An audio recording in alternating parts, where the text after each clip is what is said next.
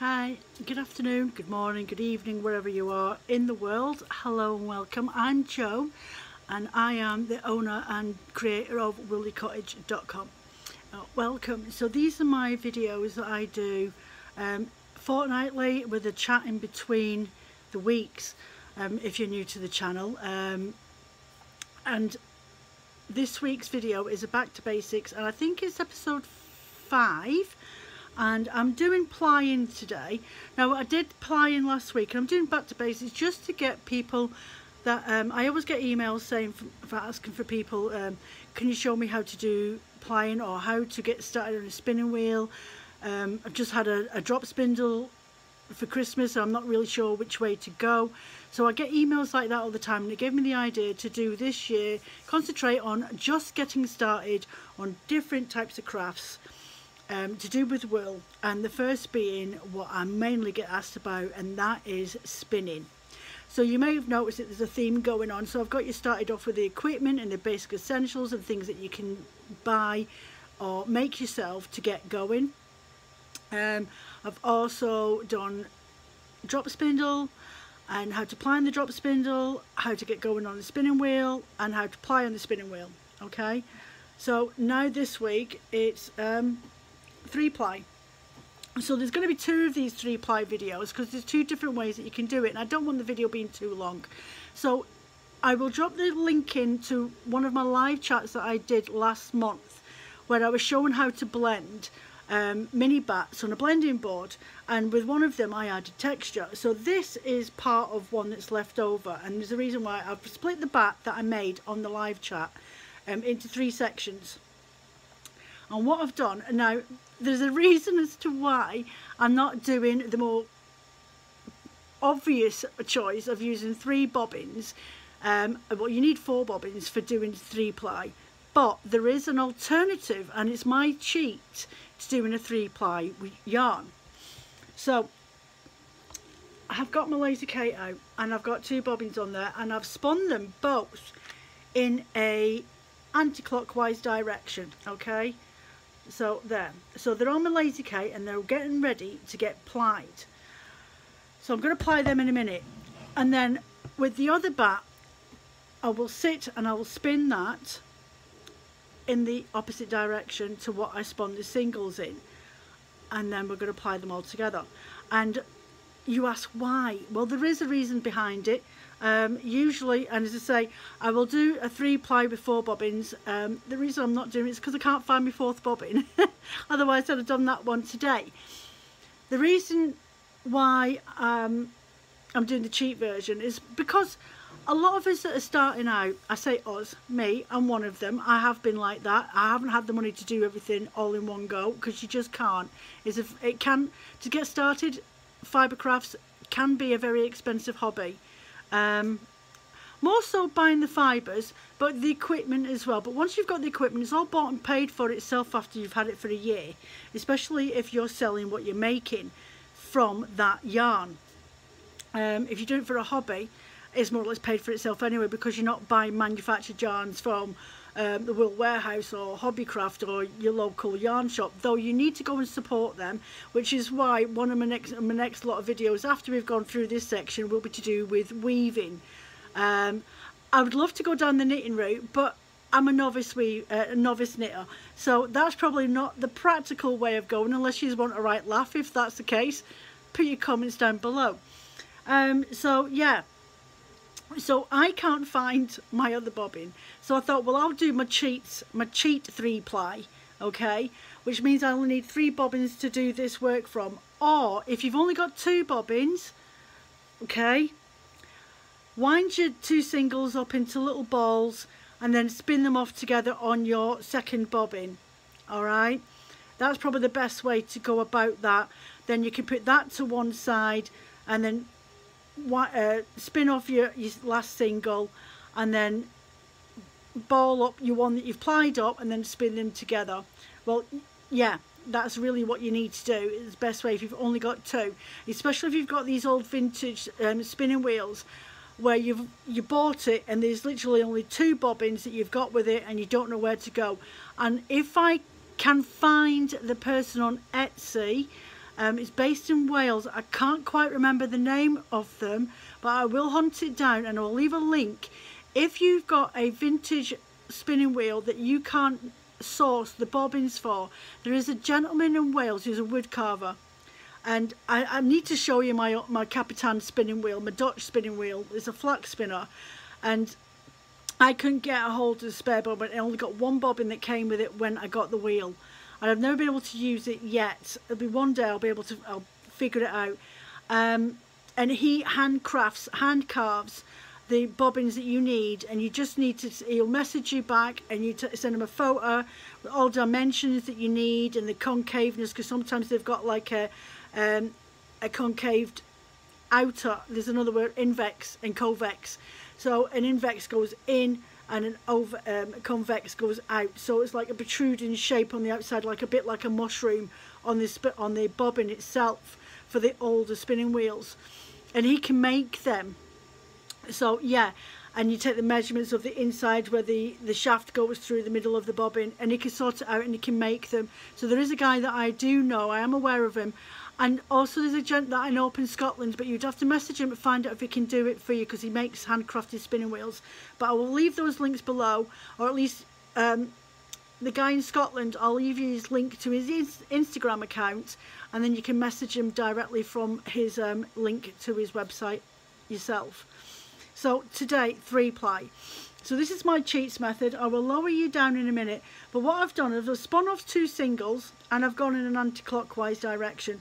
I'm now going to ply them together, and I've only done sample sizes. I've not done a full on massive of wool or anything like that, but I just want this to be a nice easy video to follow without me having to fast forward a lot. Okay, so if I go a bit quiet, is because I've probably run out of stuff to say.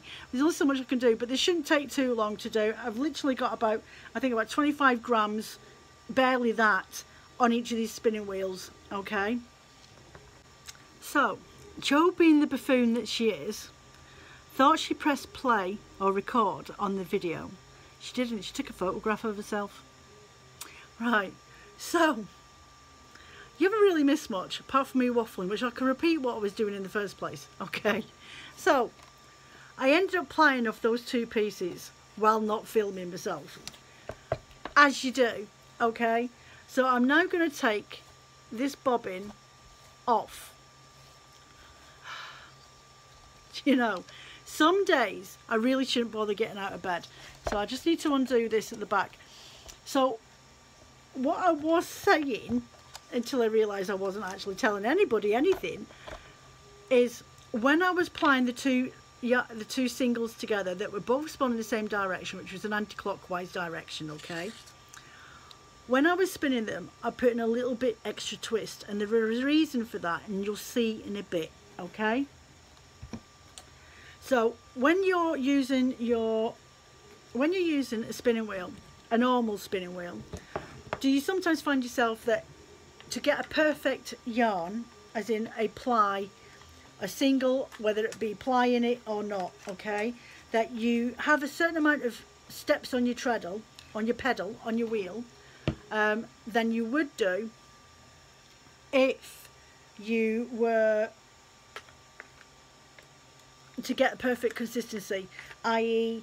I find that my perfect amount of taps on my pedal or my treadles on my wheel sits about 5 to 6, okay, and that's me to get a perfect, just a 2-ply yarn, and I'm always quite happy with the consistency that I get with that. Okay,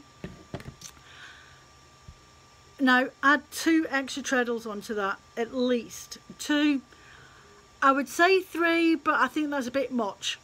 If you've got your spinning wheel set on just a standard ratio using a standard flyer, I think an extra 2 treadles on there just to put in a little extra twist, so when you do your S check to see what your ply will look like on your yarn, then it'll have a little bit more kick in it than what you would normally see, and that's what you want to see. And I'll show you in a bit on this one where I'm spinning up now. So this is the piece I'm going to spin up, and this bit is a little bit lighter and there's not as much as the other one, because when you're plying your wool you may end up with 250 yards of a single on each bobbin, but when you've plied them together, you've probably gone down to, I don't know, depending on how good you are at spinning, but just say for talk's sake, you end up going down to 210, right? There's always a little bit of reduction in the length of your yarn when you're plying it. It's not noticeable, it's not like major issue or anything like that, but you do lose a little bit of yardage. So I'm not that fussed that I've only got a little bit less. So those, as I said earlier on, those two bobbins that I plied up were from the batt that I did on my live chat a couple of weeks ago, okay? And I split it into three sections, three coloured sections from the colours that I did on the blending board. And that gave me two darker versions, the purple and the blue version from the batt, roughly about 10 to 15 grams of fibre. This should be lucky if it's 9 grams of fibre, okay? But there's enough for me to get a good couple of yardage out of this, and then I will ply that with this one.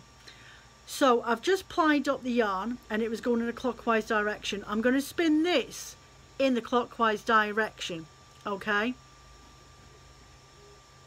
Because the other yarns I spun in an anti-clockwise direction. And if I've made a mistake, I'll be telling myself off at the end of it. So I'm going to clockwise direction. So I'm just going to, oh, a minute, I've not tightened up my tension on the back. I just need to put that on the bobbin. There we go. And I'm going to, nope, it's still not on. Hold on a sec. I missed it completely. Do you know, I said this the other week, all my videos are total goof ups every time. Right, so I'm going to just pull this back a bit and let this energy run into here, okay, and then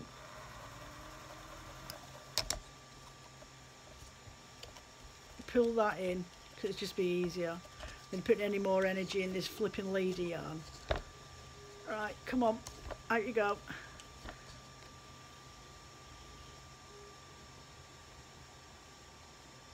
Let that just run down in there. There we go. That's it.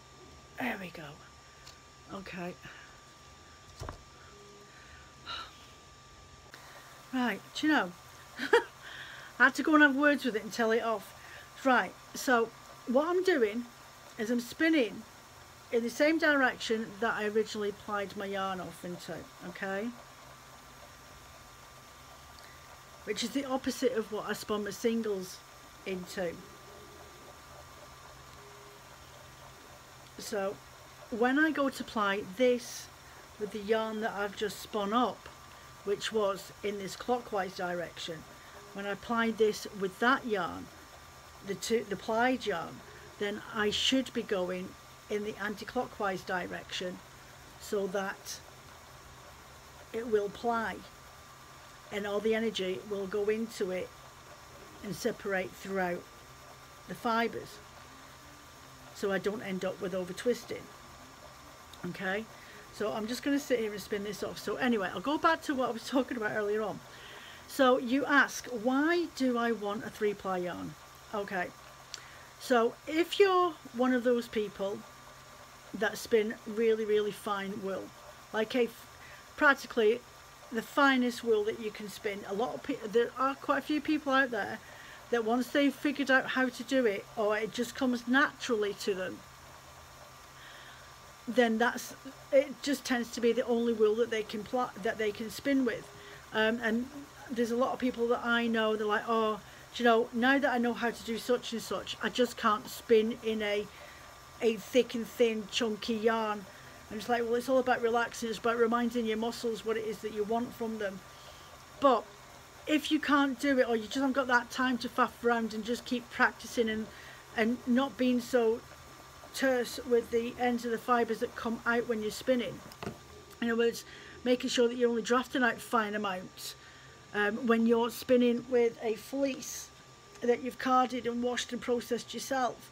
sometimes that comes out a lot finer than what you would expect from a milled roving. It just has a different reaction when you're working with it compared to what you're probably used to if you've been buying from a supplier. Let me just turn this down a bit, that's far too fast. I'll never catch up with that. Yeah, so a 3-ply yarn is really handy to do, especially, as I say, if you're a fine spinner and you want to create a wool that's going to be really durable, harder wearing, but has that delicate feel to it at the same time. Now, if you were to get a single yarn and you were to cut through the circumference of that yarn, through the middle of it, right, you would end up with a circular circumference. If you were to do a dissection across the circumference of 2-ply yarn, you will end up with a ovular or a more rounded rectangle because it's 2 circles together. If you were to dissect a 3-ply yarn through the middle, you would see a round circumference, like you would see more like you see on a single yarn. Okay, and so it goes on. If you have a 4-ply, you'll end up with more of a square looking, because it's 4 circles sat against each other, so you would end up with a more squared structure. Okay, so there's some little bit of geeky bits. So what it does, because of the 3-ply and it's more rounded, it will give you a stronger, more versatile yarn. And because you've plied it all together, it's 3 singles plied together, essentially is what it is, apart from my cheats method. Means that you have, as I say, a very strong, more durable, harder wearing wool that you can use for socks and for lightweight gloves, really nice lightweight blankets, babies' clothes, that sort of thing. Something where you want the warmth of the wool, but with the gentleness and lightweight that you would get if you were using a single yarn. So it is quite a more durable, but it doesn't mean that you have to have a very thin yarn to do it. You can get lots of, I mean, if you look at manufactured yarns, they're either 3-ply, 4-plied, which means 4 singles put together.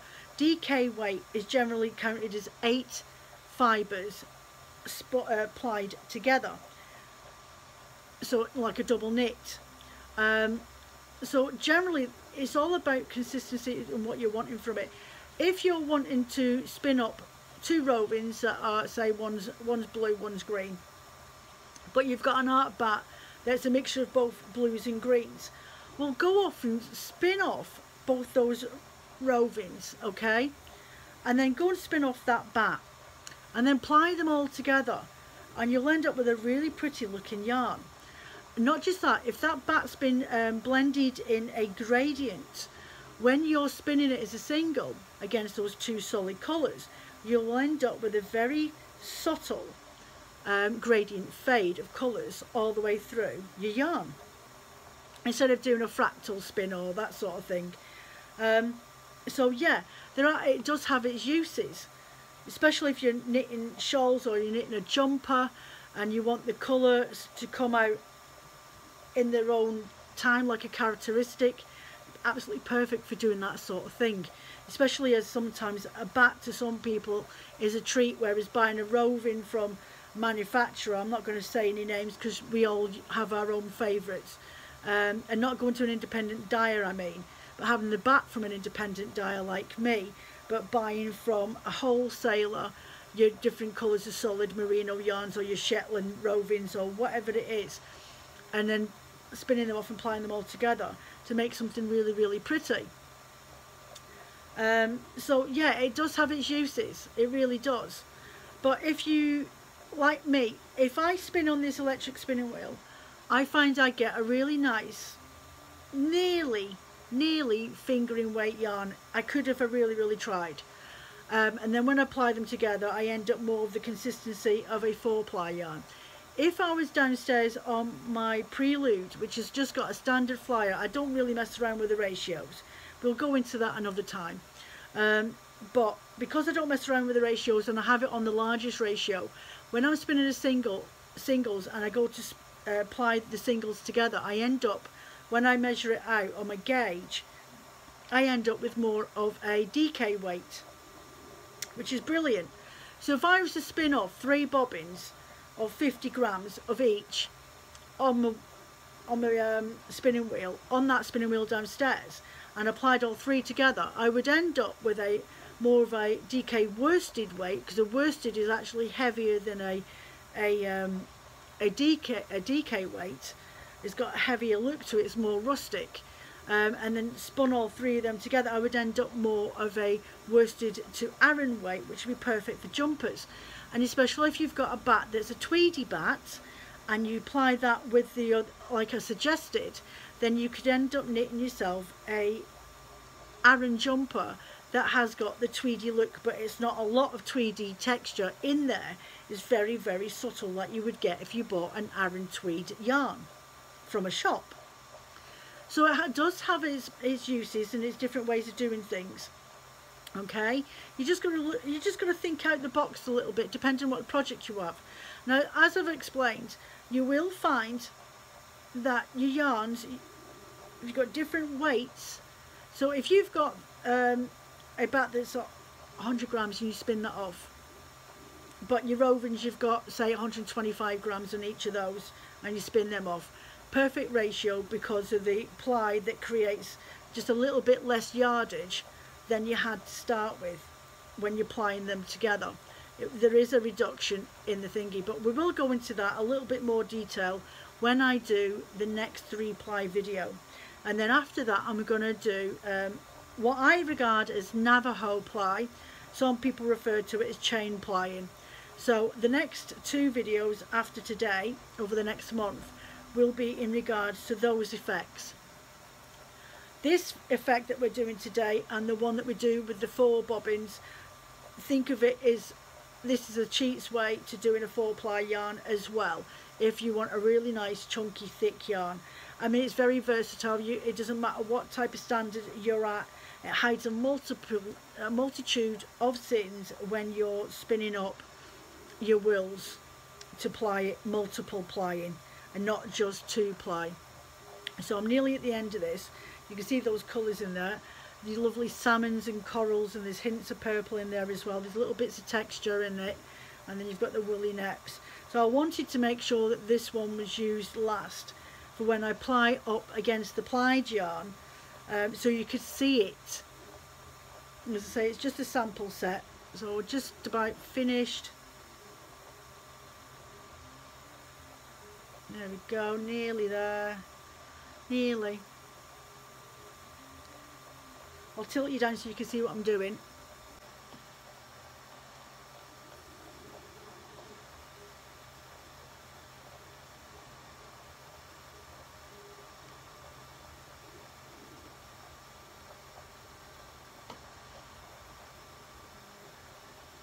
There we go. You can do 3-ply on your drop spindles as well. The best thing about doing it with just these 3 bobbins is that you need 1 for your wheel, and you need at least 2 to get started with, for just getting the first 2 singles spun off. If you haven't got a lazy Kate, use a shoebox, because you can fit 2 bobbins in there, and use a really thin knitting needle and just poke one end of the knitting needle through one side of the box, stick your bobbin on there and poke it through the other side. Especially if you're just starting out, you can do these sort of things at the same time when you're just starting. And you may find that you like to spin thin and you like to spin in a 3-ply, so that you can get a really nice wearing item of clothing, or if you want to wear it, knit yourself a nice big throw for your sofa or for your bed or something like that. You've got a really good wool then, haven't you? So I'm just going to zhuzh that in there, take that off. I just need to take this other bobbin off here now, this one, because now we're going to apply them all together. I just need to undo this piece, flick it over there, and then take off my drive band at the back,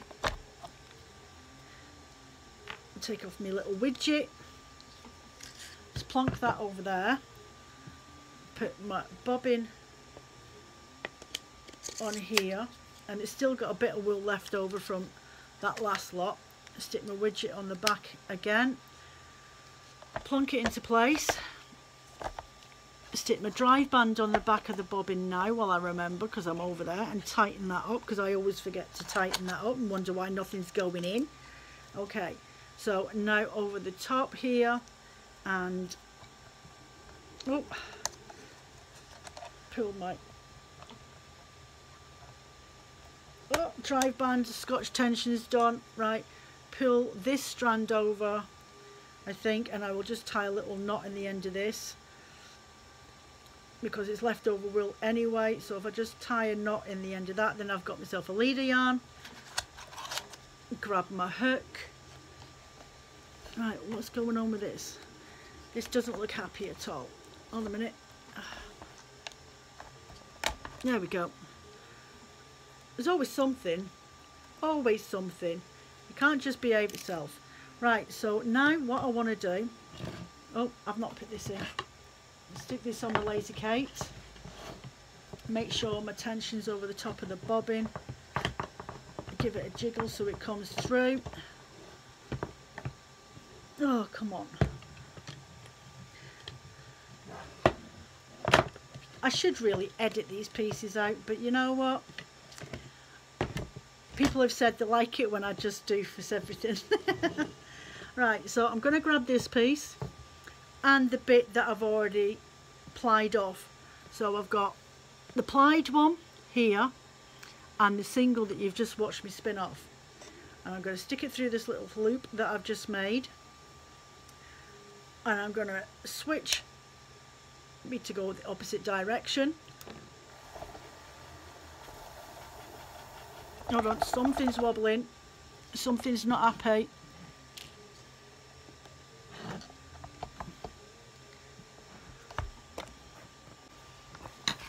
Okay, so I'll just try and move you forward a little bit there.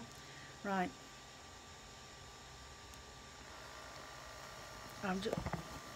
Do you know, you keep falling over. So I'm just going to take my time and let that just go in.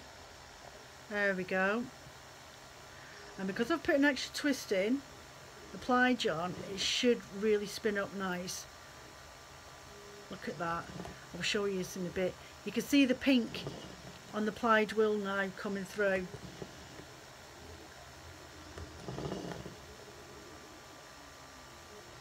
I'll see if I can bring you a bit closer in a second, then you can have a proper look.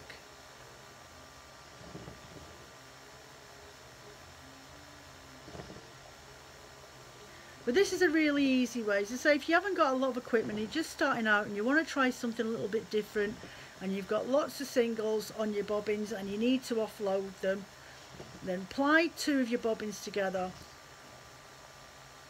put that bobbin to then one side, get your other bobbin, make sure that it's spun in the opposite direction but with a little bit more twist in it than what you would normally do in your plied yarn, and then spin them both off together in the opposite direction. So you spin off, just for example, my natural way is to go anti-clockwise. So I'm spinning an anti-clock direction for two bobbins. Okay, put them to one side. Then I put an empty bobbin on my wheel, and then I will apply those two anti-clockwise direction singles in a clockwise direction, giving it a little bit of extra twist, so when you do your S test you end up with a little bit more energy in the doubled backed yarn. Okay, then once you've done that, put the bobbin back on your laser Kate or in your shoebox on its knitting needle, spin off your other yarn into a single but in a clockwise direction. Okay, then finish that off, put both the bobbins, the plied one and the single, on your laser Kate or in your shoebox, put your empty bobbin back on your wheel, and then ply them all off in an anti-clockwise direction.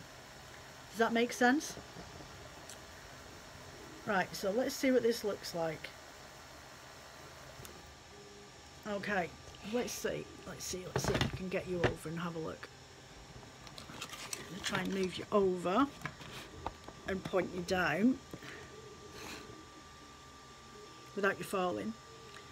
So what we got now, so spin that. If I do the S test on that, and you end up with this, if you were to do that, spin that again against each other, it's got this like ropey sort of texture to it. How pretty is that? So that's got a really nice balance, that I think. That's just right for me. I'll bring it down a little bit more, just separate this a bit more and let the energy come out of it. Now, that is 3-pied yarn. So I have got the one applied and the single going into one. Okay, let's carry on with this. I will speed this section up again, and I will I'll meet you at the end.